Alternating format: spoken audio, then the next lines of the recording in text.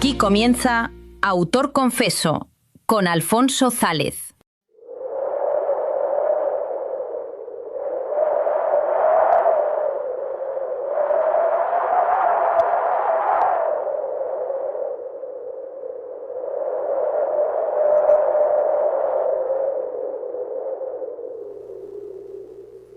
Hola y bienvenidos a Autor Confeso, un espacio cedido por Radio Montaña Leonesa. Y con motivo de la próxima Feria del Libro de la Vecilla, que será el 18 y 19 de julio, seguimos entrevistando a escritores. En este caso tenemos a Francisco Panera, que es autor de 5 novelas y con la que participará en la Feria del Libro, con su novela llamada Paisanaje. Francisco, bienvenido a Autor Confeso. Hola, ¿qué tal? ¿Qué nos puedes decir sobre Paisanaje? ¿De qué trata la novela? Pues Paisanaje se sustenta principalmente sobre 2 ideas, ¿no? O 2 tramas. Por un lado está el problema de la despoblación rural, ¿no? Esto que llamamos la España vaciada, que yo creo que es un terreno ya abonado para la imaginación, para la inventiva. Totalmente. No sé si se va a convertir ya en una especie de subgénero también, ¿no? Porque han aparecido... Podría. Puede ser.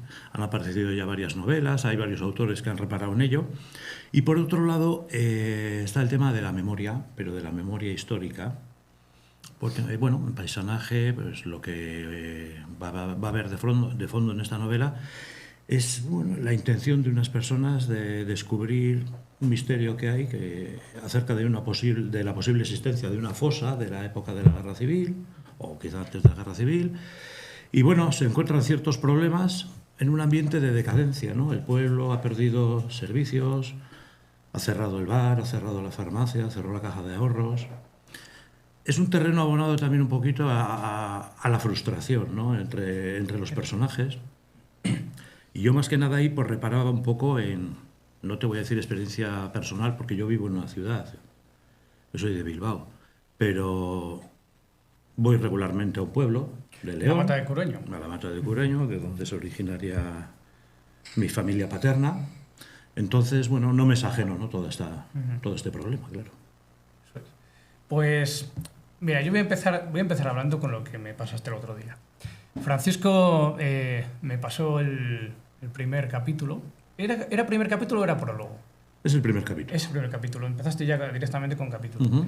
Y me llamó la atención, yo cuando empecé a leerlo, dije... Además, yo lo tenía reservado. Digo, lo voy a leer por las mañanas, que yo es cuando suelo leer y demás. Pero dije, bueno, voy a leer un fragmento y luego ya continúo. Y en cuanto leí el primer fragmento, me quedé pegado. Directamente. Digo, esto no lo puedo soltar. Además, me di cuenta... Encima empezaste con esos 2 guardias civiles que a mí me tocan muy de cerca. Abordaste el tema de la guerra civil de una manera magistral. O sea, no lo hiciste desde el punto de vista de unos y otros. Hiciste un contexto de guerra en el que lo que está implicado ahí son las familias, ¿vale? Como ya te dije, fue desgarrador. Fue desgarrador, pero muy acertado. O sea, has conseguido una cosa que es muy difícil, que es estar en la línea siendo neutral, contándolo desde la tragedia de unas familias y otras. Bueno, a ver, es el inicio, en los inicios de todos los libros yo creo que todos los autores es el momento que tiras la caña. Sí. Queremos que pique el pez, ¿no? que el lector se enganche. Cuando escribía esta novela valoraba también que el primer capítulo hubiera sido otro, que viene posteriormente, sí. ¿no? Uh-huh. Creo que encima, además, es el tercer capítulo, o sea que fíjate también el juego que hice después. Pero yo lo que quería en esta novela es que el lector, desde el primer capítulo, sabe lo que ha pasado. No estoy desvelando... Sí, es como... Actúa como testigo más, es verdad. Eso es. Sí. Eres un testigo junto con 3 niños de un crimen. Entonces, sí, lo que hablas de la guerra es que... Pero bueno, es el momento del inicio. Es el momento en que la guerra entra en casa. O sea, porque la guerra la guerra es un ente, es un conflicto y tal, pero ahí se mete en las casas. Se mete en las casas, pero claro, llega un pueblo en el que no va a haber guerra.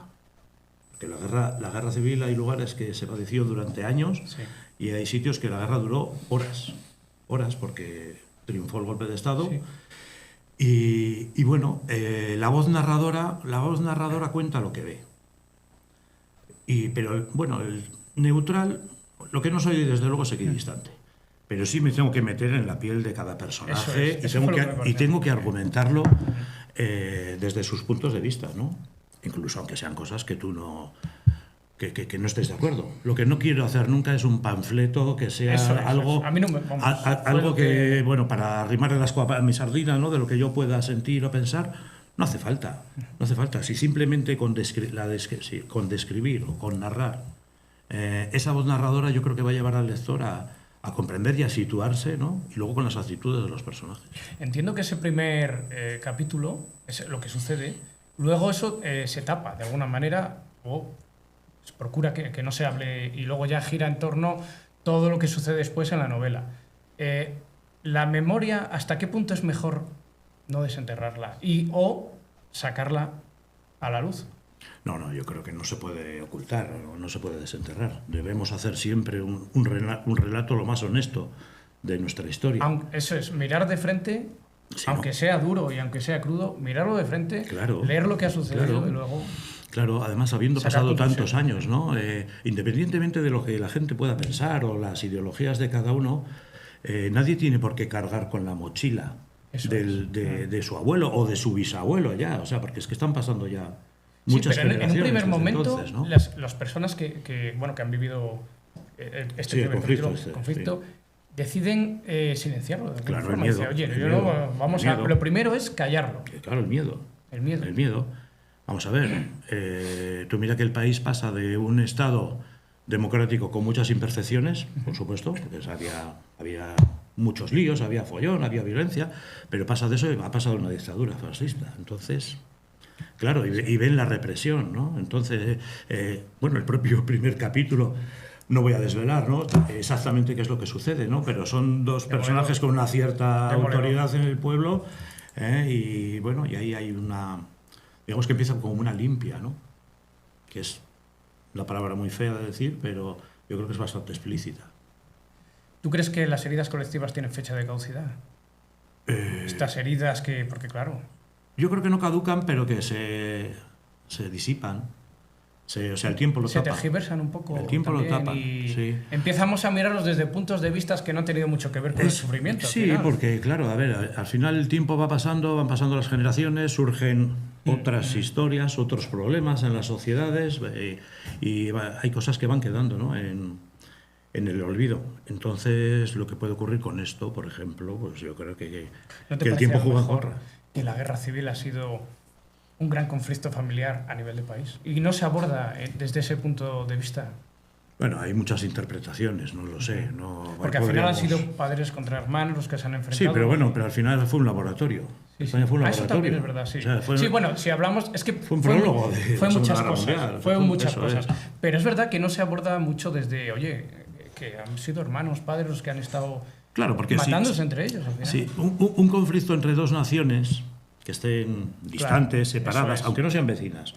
Yo creo que es más fácil superarlo porque al final lo mismo vencedores que perdedores habrán tenido sus pérdidas y tal, pero harán piña y saldrán adelante, ¿no? Pero en un conflicto civil es muy complicado porque los adversarios viven juntos y van a seguir, y en el momento que termine van a seguir viviendo juntos, o sus descendientes, ¿no? Es un escenario muy retorcido, pero bueno. Ya, ¿y te parece que un poco ahora abordamos las cosas más por yo tengo razón vamos a ver realmente que esto, bueno, pues fue un conflicto muy duro y fue el que fue, quizá desde ciertos puntos de vista evitable o inevitable, pero al final los que sufrieron fueron los nuestros, sufrieron todos al final. Sí, bueno, sufrieron todos, no hay duda, pero muchos sufrieron bastante más porque siguieron sufriendo durante 40 años y algunos pues ya llevan sufriendo igual 80 años, porque superado ya todo lo que es lo que hablamos, el conflicto, la violencia, ¿no?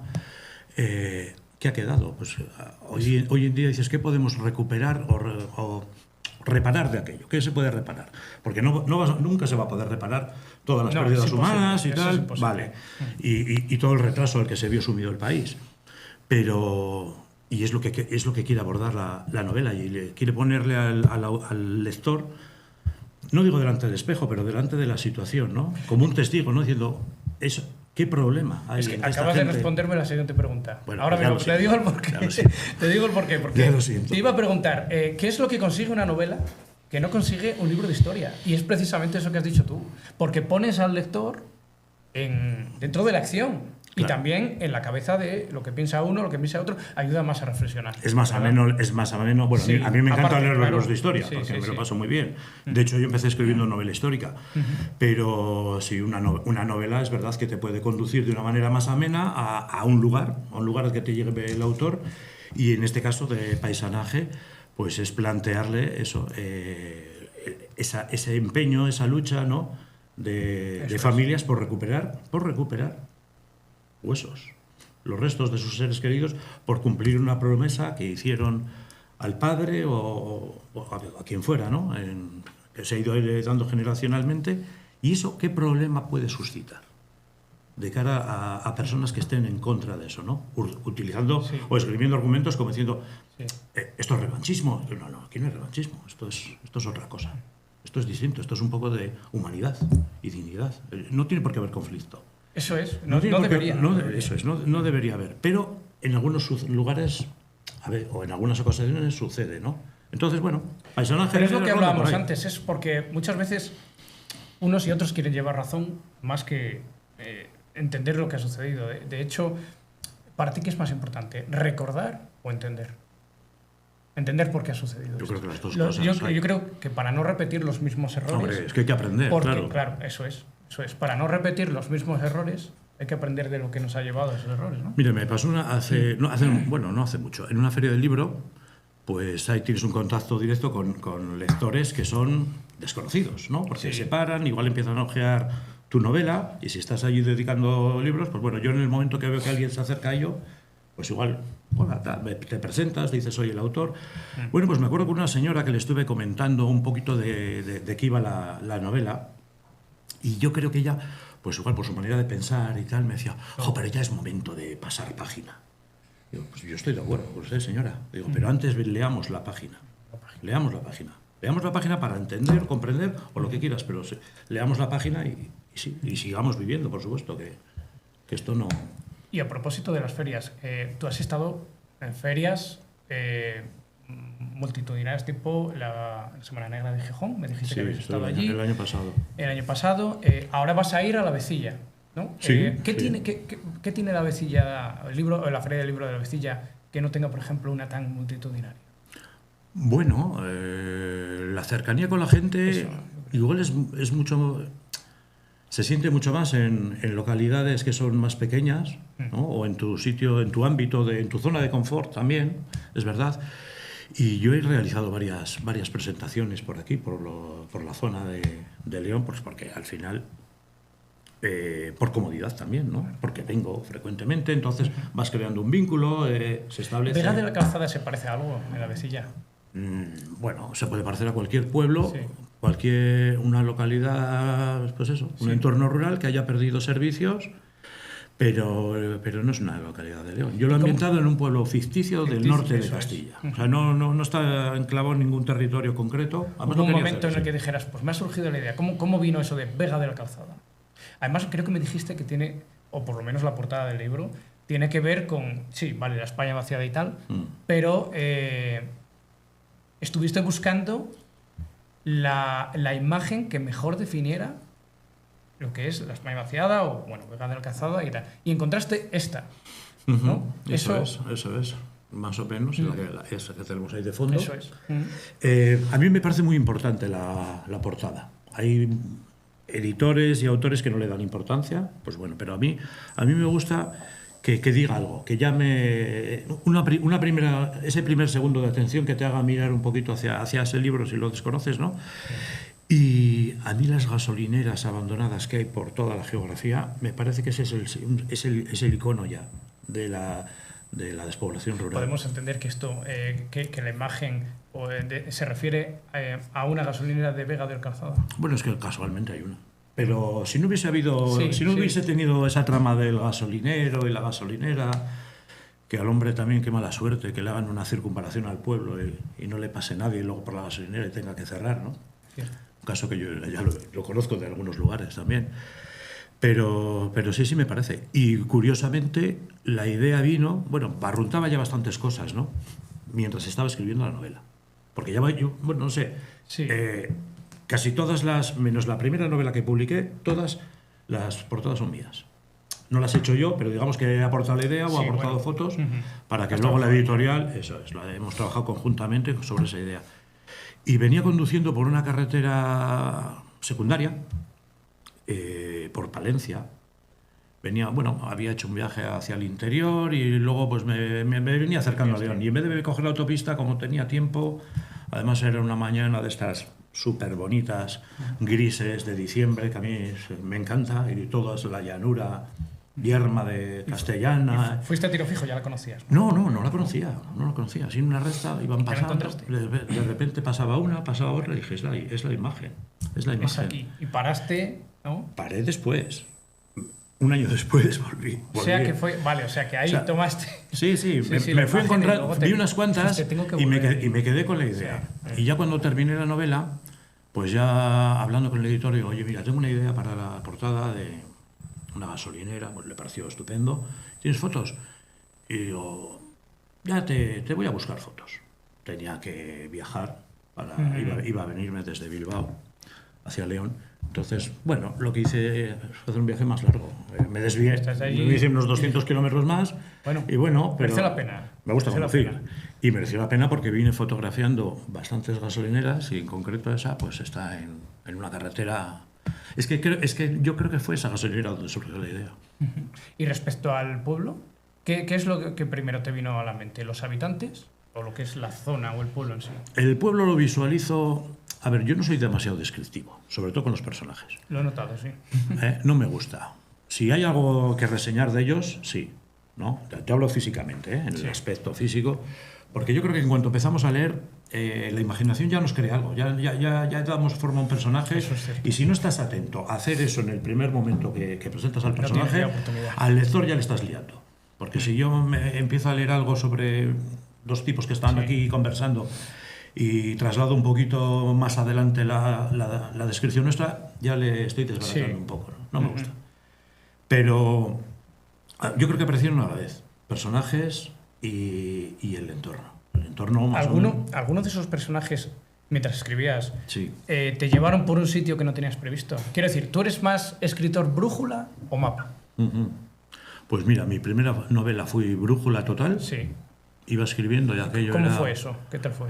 Pues a mí me gustaría alguna vez volver a experimentar es aquello. Es que soy brújula total, porque eso es como ir a conducir por la noche con las luces largas. Eso es. Vas viendo, ¿y qué vas viendo? Vas viendo una página en blanco, pero que más o menos sabes lo que vas a poner. O media página. Sí, señor. Pero la siguiente no sabes muchas veces lo que vas a poner. Es una escritura un poco complicada, porque a veces tienes que volver muchas veces atrás para organizar. Cierto. Pero ahora soy más de mapa. Ahora...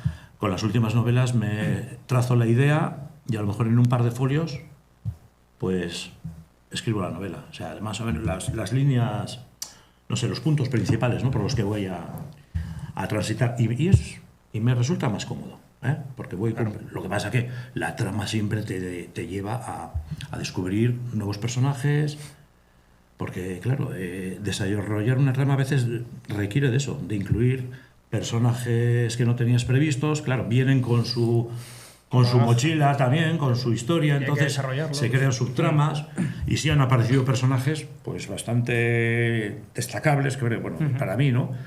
Que sí, que han incluso evolucionado o involucionado dentro de la...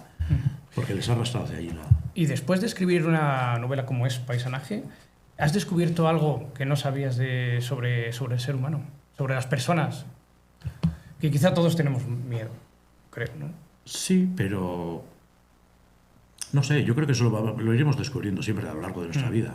En la novela, al final, cualquier autor pues pone muchas cosas suyas, las camuflas. Porque al final yo en mis libros he podido contar muchas cosas de mi vida. Yo para mí pero nadie lo sabe. Ese es el punto clave que diferencia un libro escrito con IA y un libro escrito por un autor. Al final... Bueno. El autor, de manera subjetiva, ha vivido, bueno, pues desde que nace hasta que se pone a escribir una serie de acontecimientos que los ha filtrado desde sus propias experiencias y sale algo que no se puede emular. Claro. Eso no se puede emular. Es que mucha gente cuando empezábamos a escribir, o gente que empieza ahora a escribir, y con ellos hablo a veces, ¿no? Que me dicen, estoy escribiendo una novela y tal. Si escribes sobre ti mismo, es muy complicado, porque todos tenemos la historia más terrible del mundo y la mejor, y la queremos contar, ¿no? Yo creo que yo empezaba haciendo cosas de esas, pero llegaba un momento que paraba porque tenía que engañarle al lector. Yo había cosas que no quería contar, entonces no queda bien. Pero eso que no quería contar es lo que me movía igual a escribir. Entonces es más fácil poner eso en boca de otros personajes. Bueno, no siempre, a veces la mayoría de las cosas son todo inventiva, ¿no? Pero bueno, no sé, cada uno imagino que tendrá su manera de abordar la escritura. Y después de haber escrito el libro... Perdona, ¿me habías preguntado? Es que te he llevado por otro lado, creo que me... No, has respondido bien. Mejor, sí, has respondido bien. De hecho, la pregunta que te voy a hacer ahora también viene un poco a colación con lo que te pregunté antes, que es, o sea, tú después de escribir Paisanaje, ¿te has vuelto más pesimista o más optimista sobre el tema? Sobre el tema que pues mira, sobre el tema de la memoria sí. estoy muy preocupado. Sí. Sí, pesimista. ¿Pesimista? Sí, porque temo que las cosas que se han empezado a emprender de hace unos años hacia aquí, para, rescatar... Hay una ley, además. Sí, ¿no? Claro. Pero bueno, esas cosas se pueden parar. Y no ahora sí, pero no se aplica igual en todos los lugares. O sea, es un problema de aplicación. ¿Qué pasa? Efectivamente. Sí. Y yo creo que es un problema de cómo lo encaran la política, ¿no? O los políticos. Ya, es como arma arrojadiza entre ellos, ¿no? Bueno, sí. Y yo por eso trasladé la trama de la novela. Yo casi todas mis novelas las he ambientado por donde vivo, por Euskadi. Bueno, no todas, ¿no? Pero... Sí. Gran parte de... Sí, porque me gusta ese ambiente también. Sí, claro. que me gusta también escribir sobre dónde vives y ambientar ahí cualquier historia que la podía poner en otro sitio como más relevante o famoso. No, me gusta escribir sobre el terreno que vivo. Pero Paisanaje lo quería llevar fuera precisamente para mostrar esa problemática. Por ejemplo, a la hora de encarar un problema como tienen en la novela en una comunidad autónoma como donde vivo, el País Vasco, pues se encara, se investiga, se hacen una serie de catas en los terrenos, el proceso que haya que hacer, ¿no? Y se piden los permisos que tal y se procede a ello. En otros lugares tienen muchos problemas, aquí mismo. Pero no quise trasladarlo a León. Lo puse en un sitio... Vega de la Calzada, que no existe ese pueblo. Porque, he tenido conocimiento de esas cosas por personas que trabajan en ese terreno, con lo que estos años he ido creando un vínculo, un contacto.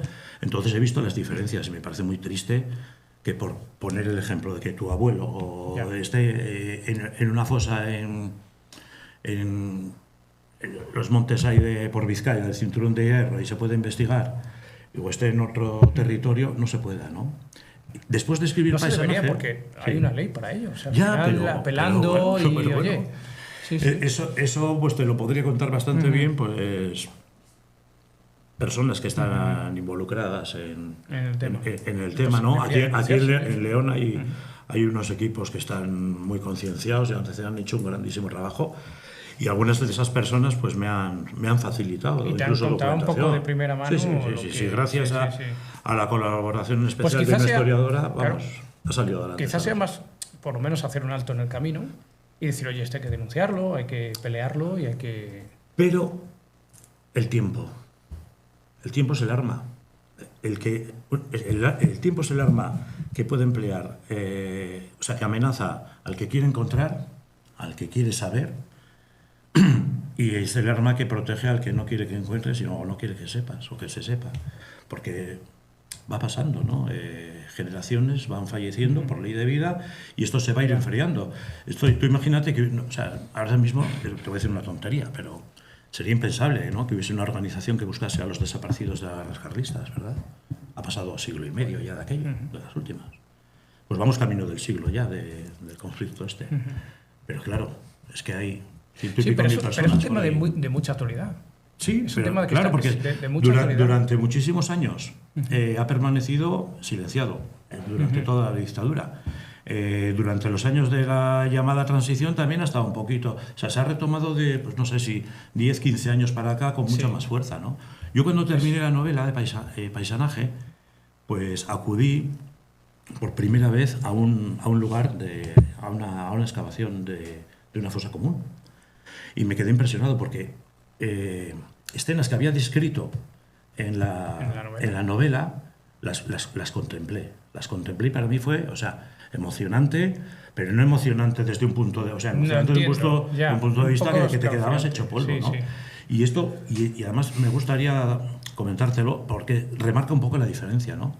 Esto ocurrió en Orduña, que es una localidad de Vizcaya.